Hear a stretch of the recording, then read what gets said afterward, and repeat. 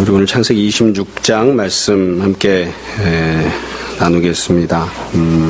먼저 기본적인 사항들 몇 가지를 본문과 관련해서 말씀드리고 본문 내용을 보려고 합니다. 본문 내용은 그렇게 어렵거나 난해한 부분은 아닙니다. 다만 우리가 조금 평상시에 듣거나 생각할 때 좀 잘못되게 이해하는 부분들이 좀 있어서 그런 부분만 몇 가지 잘 찝으면 말씀을 또 듣고 개인적으로 묵상하는 데 큰 어려움은 없지 않나 싶습니다.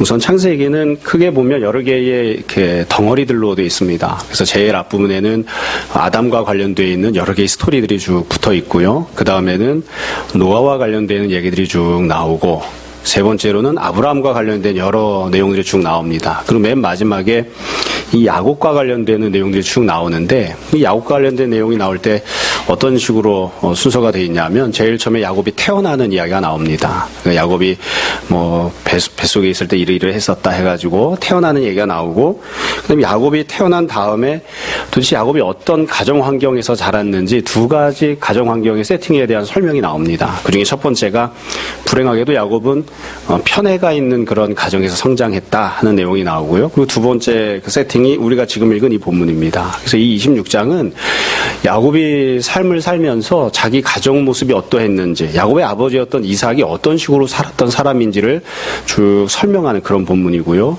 그리고 난 다음에 이제 이 본문이 지나고 나면 그 다음에 이제 다시 야곱의 이야기로 다시 돌아가는 그런 내용입니다. 원래 26장 1절부터 11절까지도 보아야 되는데, 이 1절부터 11절까지 나오는 내용은 오늘 오후에 조금 더 상세히 살펴보려고 합니다. 간단한 내용은 무엇이냐면, 하나님께서 야곱에게 이삭에게 말씀을 하신 거예요. 아브라함 때에 기근이 처음 있었고, 그 다음에 이 이삭 때에도 흉년이 들어서 먹고 살 게 없어졌습니다. 그래서 이 이삭이 애굽으로 아마 내려가려고 했던 것 같아요. 그래서 원래 있던 곳에서 블레셋 땅을 거쳐서 애굽으로 가려고 했는데, 블레셋 땅에 도착을 했을 때에 하나님께서 이삭에게 나타나셔서 말씀을 하십니다. 내가 너에게 지시하는 땅으로 가라.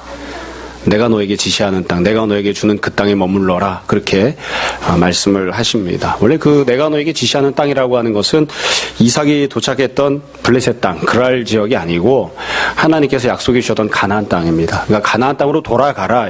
기근이 있지만, 흉년이 있지만, 먹고 살 게 없지만 가나안 땅으로 돌아가라. 그렇게 말씀하셨는데, 불행하게도 이삭이 거기에 순종하지 않습니다. 그래서 이 그랄 지역에 머무르면서, 그랄 지역은 이제 농사 짓는 농경지였기 때문에 먹고 살 게 좀 풍성했던 것 같아요. 그래서 그 지역에 있으면서 참 이삭이 부인이 이뻐가지고 부인을 이거 어떻게 해야 되는가. 그래서 그 당시 이 블레셋 왕, 그랄 왕이었던 아비멜렉에게 자기 누이라고 거짓말을 하고 팔아먹죠.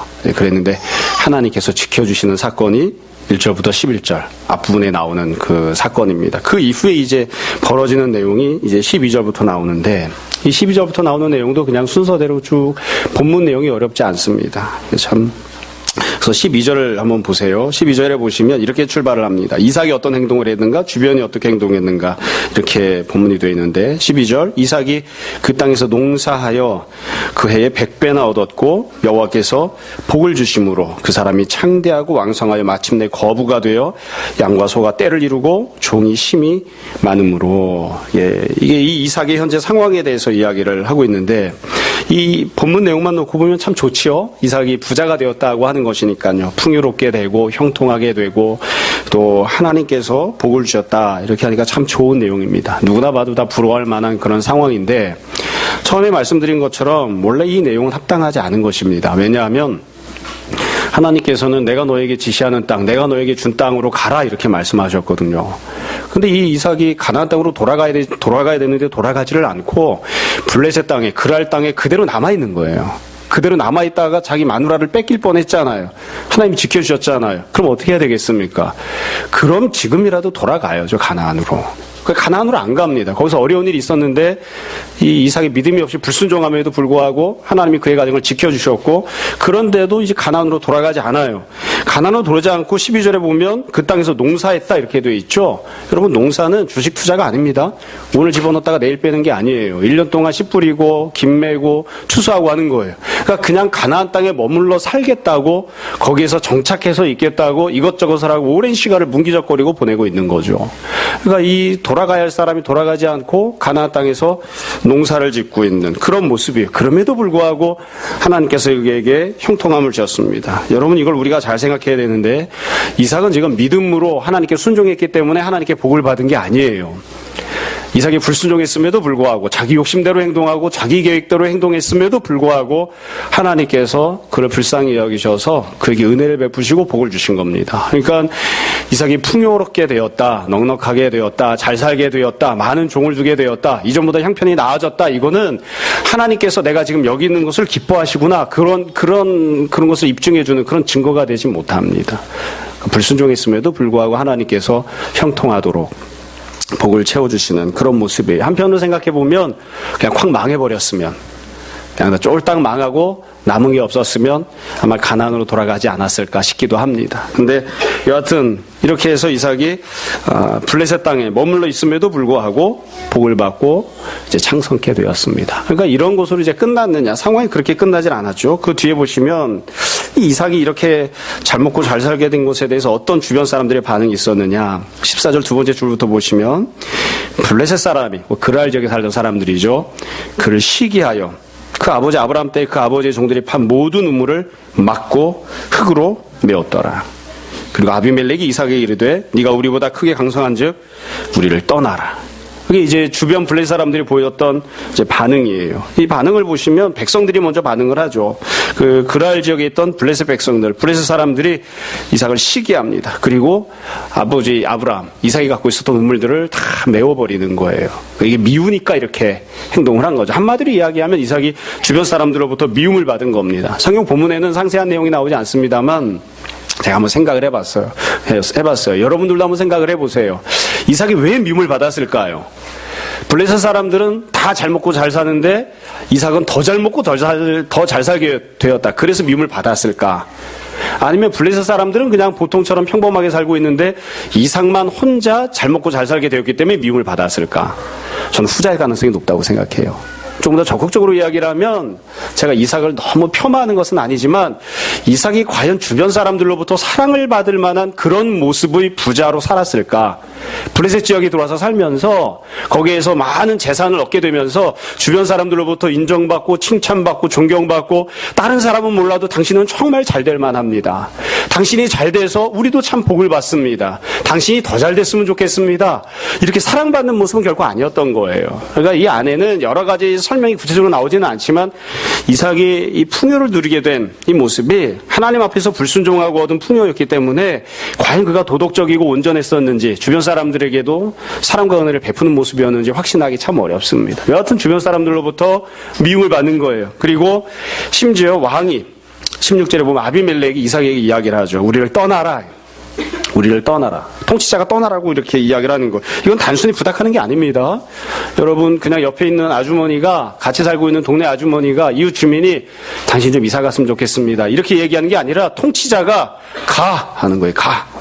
그러니까 이거는 위협이고 협박이죠. 안 가면 어떻게 될까요? 이제 리스트에 올라가겠죠.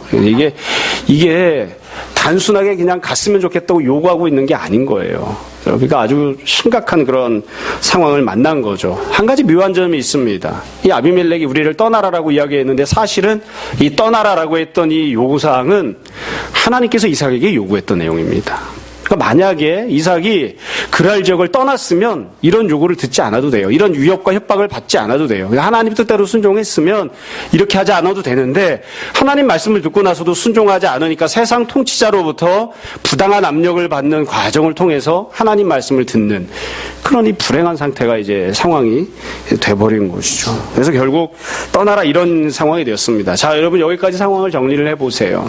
하나님께서 이삭에 불순종했음에도 불구하고 풍요를 주셨습니다. 그러면 그 풍요가 이삭에게 복이 되었는가요? 그렇지가 못합니다. 풍요를 받기는 받았지만 그걸 넉넉하고 기쁘고 감사하게 사용할 수 있는 그런 형편이 못 됐습니다. 다 얻은 거 다 어떻게 해야 될까요? 이거를 끌고 가야 되는데 이걸 어떻게 처리해야 되나 하고 고민을 하게 되는 그게 바로 이삭이 만난 그런 현실입니다. 그 다음부터 이제 이삭이 움직이기 시작합니다. 이제부터 움직이는 건 자발적으로 움직이는 게 아니고요. 자기 계획 때문에 움직이는 게 아니고 이 그랄 왕 아비멜렉의 압력 때문에 움직이기 시작하는 것인데 어떻게 움직였나를 봅시다. 17절을 보세요. 이삭이 그곳을 떠나 그랄 골짜기에 장막을 치고 거기 거류하며 그 아버지 아브라함 때 팠던 우물들을 다시 팠으니 이는 아브라함이 죽은 후에 블레셋 사람이 그 우물들을 메웠습니다. 이삭이 그 우물들의 이름을 그의 아버지가 부르던 이름으로 불렀더라. 여러분, 이 내용부터가 이제 이삭이 움직이는, 행동하는 모습인데, 참, 이 부분들을 우리가 잘 생각을, 해야 됩니다. 여러분, 이 이삭이 움직이면서 어디로 갔는지를 잘 보세요. 17절에 보면, 우리가 쓱 읽고 넘어갔지만 아주 중요한 지명이 나옵니다. 이삭이 그곳을 떠나, 어디로 갔다고요? 그랄 골짜기로 갔습니다. 떠난 곳은 어디죠? 처음 출발 지역은 그랄입니다. 그랄에서 떠난 거예요. 그랄에서 떠나서 어디로 갔다고요? 그랄 골짜기로. 그랄 골짜기는 어디 있을까요? 붙어 있습니다. 그랄과 그랄 골짜기는 붙어 있는 곳입니다. 이게 무슨 경상도랑 서울처럼 이렇게 떨어져 있는 곳이 아니에요. 그러니까 이삭이 그랄에서 협박을 받아서 가라! 그러니까 어디로 간 거예요? 바로 옆 동네로 옮긴 거예요. 옆 동네로. 그랄 골짜기로. 그랄 골짜기는 어디냐? 크게 보면 그냥 블레셋이에요. 블레셋 안에서 뭉기적거리고 그 언저리를 그냥 헤매고 있는 그런 모습이죠. 뿐만 아니라 여기에서 어떻게 했느냐? 장막 치고 거류했다 이렇게 되어 있어요. 거류했다고 하는 것은 정착해서 생활한다는 겁니다. 정착해서. 또 거기서 오랫동안 살아야 되니까 우물을 팠어요. 우물을 파가지고 또 우물이 나오죠. 그래서 아버지가 불렀던 이름으로 또 이렇게 부르는 그런 이제 모습이 됩니다. 그래서 결국 이삭이 어떻게 했느냐? 그냥 우리 마음 같으면 하나님께서 애당초 가나안으로 가라고 하셨으니까 이참에 가나안으로 딱 가면 좋겠는데 그렇게 못 가고 그 언저리를 맴도는 그런 선택을 합니다. 블레셋을 잘 못 떠나는 거예요. 왜 이렇게 블레셋을 못 떠났을까요? 잘 모르겠어요. 어떤 사람은 마음이 여기서 지금 먹고 살만하고 여기서 풍요를 얻고 여기서 잘 되었으니까 이 주변 언저리에 머물러 있어야 되겠다고 그 주변에서 서성이는 그런 모습이 된 거죠. 그러면 이렇게 못 떠나고 있을 때에 어떤 현실을 만나느냐? 19절부터 보세요. 19절부터 보면 주변 사람들로부터 다시 미움을 받는 그런 모습이 나옵니다. 19절.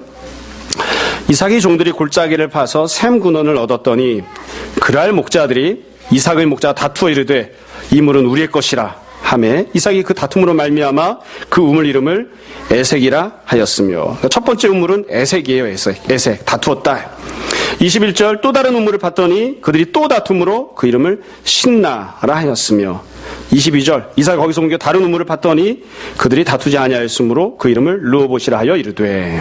그래서 이 그랄 골짜기에서 어떤 일이 있었냐면 이삭이 우물을 팝니다. 우물을 파면 이 블레셋 사람들에서 또 뺏어가요. 또 파놓으면 블레셋 사람들에서 또 뺏어간다고요. 여러분 어떤 분들은 이 본문을 읽으면서 그런 생각을 하는 분들이 있어요. 이삭이 참 마음이 온유하고 착해서 옆에 있는 사람들에게 양보를 잘하는가 보다. 천만에요. 위협과 협박에 의해서 폭력에 의해서 뺏긴 것입니다. 그냥 부드럽게 내놓은 것이 아니에요. 뺏긴 거예요. 그럼 왜 이렇게 뺏기는 현상이 일어나게 되었느냐? 원래 이삭이 블레셋에 있으면 안 되는데 가나안으로 돌아가야 되는데 계속 블레셋에 머물러 있는 거예요. 블레셋에 있기 때문에 우물을 파도 뺏기고 우물을 파도 뺏기는 그런 지경이 되는 것이죠. 그러니까 블레셋에 있으면 하나님이 아무리 형통함과 복을 주셔도 그 복을 받아 누릴 수가 없어요. 아무리 우물을 파서 잘 우물이 나는 그런 복을 받아 누려도 아무리 소와 양떼가 많이 있어도 평안하게 그 풍요를 자신의 것으로 누리고 살 수가 없어요. 뺏기고 도망가야 하는 그런 신세가 돼버린 것이죠. 별로 이게 비극적인 모습. 그리고 맨 끝에 보시면 르호봇이라고 해서 우물을 빼앗기지 않죠. 그러니까 이삭이 어떻게 하느냐? 우물을 빼앗기지 않는 모습을 보고 그랄 골짜기에서 뭘 하겠냐면 21절 끝에 보시면 이제 여호와께서 우리를 위하여 넓게 하셨으니 이 땅에서 우리가 번성하리로다. 하나님이 여기 있는 걸 원하지 않는데 이삭은 우물을 뺏기지 않는 모습을 보니까 여기서 내가 정착해서 잘 살고 여기서 번성하고 여기서 땅을 넓히고 자손 많이 낳고 그렇게 살아야지. 그렇게 생각을 합니다. 얼마나 어리석은 생각을 하는지 몰라. 이 우물을 뺏겼을까요? 안 뺏겼을까요? 시간 문제입니다. 시간 문제. 내가 열심히 우물 파서 열심히 농사 지어놓으면 블레셋 사람들이 와서 빼앗아가는 것은 시간 문제예요. 다 정해져 있는 이치인 거예요. 근데도 여전히 정신을 차리지 못하는 그런 모습입니다. 물론 이삭이 어떤 특별한 죄를 범했기 때문에 이 블레셋 사람들로부터 이렇게 미움을 받거나 협박을 당하거나 혹은 자기가 갖고 있던 것을 빼앗긴 것은 아닙니다. 그러나 근본적으로는 하나님께서 기뻐하시는 일을 하지 않는, 하나님이 원하시는 일을 행하지 않는, 그러면서 그 안에서 하나님 주신 복을 받아서 계속 누리고 있는, 하나님이 다 빼앗아가게끔 그렇게 하시는 거죠. 그 이후의 본문이 이제 중요합니다. 여기서 이제 끝난 것이 아니라 결국 이렇게 빼앗기니까 어떻게 했느냐. 23절부터 이삭이 또 다른 선택을 하는 행동들이 나오기 시작합니다. 여러분 23절부터 보시기 바랍니다. 23절 이삭이 거기는 어딜까요? 그랄 골짜기입니다. 어디로 올라갔죠? 브엘세바로 올라갔더니, 브엘세바는 가나안 땅입니다. 가나안 땅을 이야기할 때에, 흔히 이스라엘 땅을 이야기할 때에 맨 꼭대기 북쪽을 단, 그리고 맨 밑에 남쪽을 브엘세바라고 이야기합니다. 그래서 단에서 브엘세바까지 그런 표현을 하거든요. 그러니까 이삭이 드디어 브엘세바로 올라온 거예요. 브엘세바로. 물론 이삭이 이렇게 브엘세바로 올라온 이유는 자발적으로 믿음에 의해서 결단을 하고 하나님 뜻대로 순종하겠다고 올라온 것은 아니에요. 상황에 떠밀려서 이렇게 올라온 거예요. 복을 받아도 소용이 없는 그런 상황을 살다가 안 되겠다 해서 밀려서 브엘세바까지 왔어요. 순종해서 착 온 게 아니에요. 근데 이 브엘세바로 올라오니까 더 이상 살 형편이 안 되는, 별로 여건이 좋지 못한 곳이라 생각을 했는데, 이 브엘세바에 올라오면서부터 수많은 변화들이 생기기 시작합니다. 모든 부분들에서 변화가 생기기 시작해요. 브엘세바에서 도대체 어떤 일이 있었느냐. 제일 첫 번째 변화입니다. 24절 보세요. 그 밤에 여호와께서 그에게 나타나 이르시되 나는 네 아버지 네 아버지 아브라함의 하나님이니 두려워하지 말라. 내 종 아브라함을 위하여 내가 너와 함께 있어 네게 복을 주어 네 자손이 번성하게 하리라 하신지라. 이게 브엘세바에 올라오면서 생긴 첫 번째 변화입니다. 하나님께서 나타나셨습니다. 그리고 하나님께서 이삭에게 복을 주시겠다고 선포하십니다. 참 묘해요. 앞부분에 이삭이 그랄 지역에 있을 때, 그리고 그랄 골짜기에 있을 때는 하나님이 주시는 복은 있었지만, 형통함은 있었지만, 물질적인 풍요는 있었지만 하나님께서 복을 주시겠다고 말씀하시진 않았어요. 왜 그럴까요? 하나님께서 이삭을 사랑하셨기 때문에 물질적인 필요를 채워넣으셨어요. 이삭이 불순종하고 있어야 할 곳에 안 있는데도 불구하고 여러 가지 복을 주시는 물질로 채워주셨어요. 그러나 하나님이 이삭에게 복을 주겠다고 말씀하시지는 않으세요.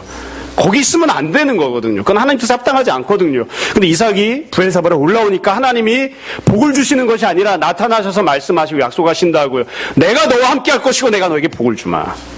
하나님께서 복을 주시는, 하나님이 바뀌는 그런 모습이 처음으로 나타납니다. 두 번째 변화가 나타나요. 두 번째 변화는 무엇이냐면 25절 보세요. 이삭의 변화입니다. 이삭이 그곳에 제단을 쌓고 여호와 이름을 부르며 거기 장막을 쳤더니 이삭의 종들이 거기서도 우물을 팠더라. 이 두 번째 변화예요. 이삭의 변화인데 이삭이 하나님 앞에서 신앙이 온전해지는 그런 변화를 겪습니다.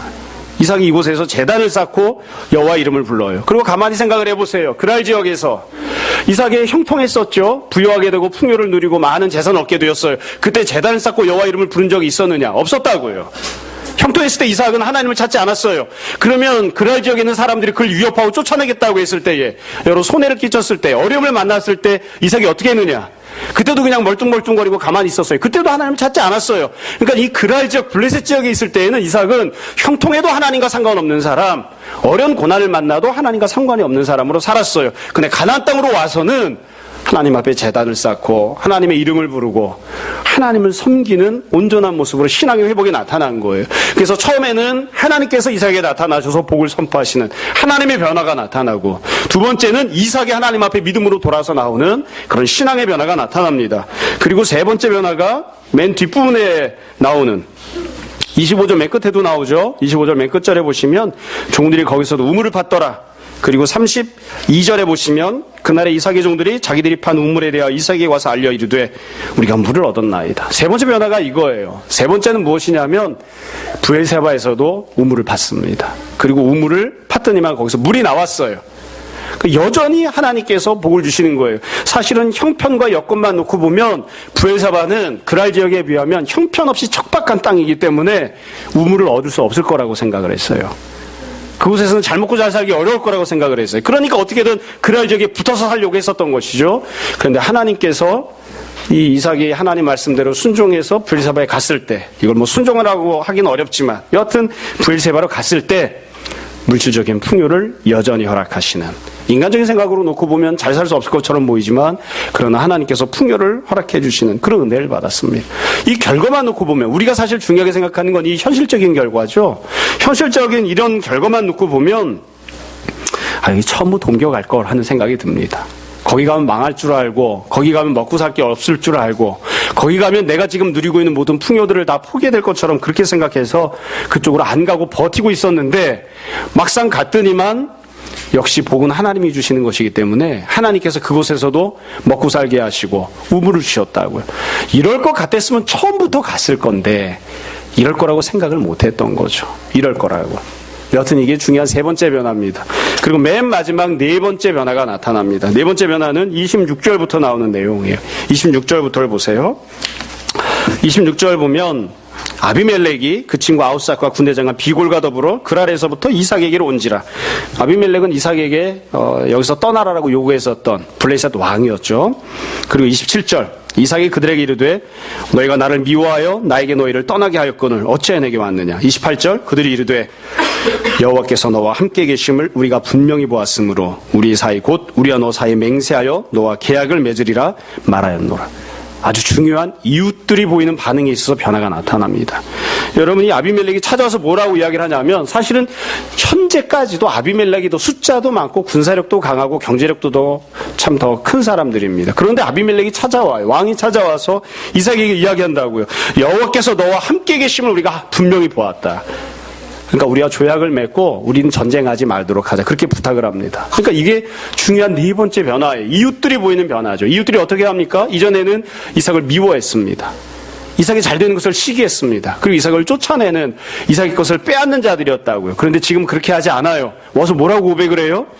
여호와께서 너와 함께 계시면 우리가 분명히 보았다. 뒤집어서 이야기하면 이제는 네가 우리와 함께 살 때는 네가 여호와의 뜻대로 순종하는 자가 아니었기 때문에 네가 잘 먹고 잘 사고 풍요를 누리긴 했지만 여호와께서 너와 함께 계시면 우리가 보지 못했는데 지금은 네가 브엘세바와에서 풍요를 누리는 지금 현재 상황에서는 여호와께서 너와 함께하고 계시기 때문에 이와 같이 되었다는 것을 우리가 다 인정한다. 우리가 더 이상 너희를 미워하지 않겠다. 너희를 시기하지 않겠다. 우리가 사이좋게 지내자. 그렇게 요구하는 그런 변화가 이제 나타나는 거예요. 그 결국 아비멜렉과 조약을 맺게 되고 이삭이 안전하게 그 지역에서 거하는 그런 모습이 되게 되죠. 이러면서 이 본문은 이렇게 마무리가 됩니다.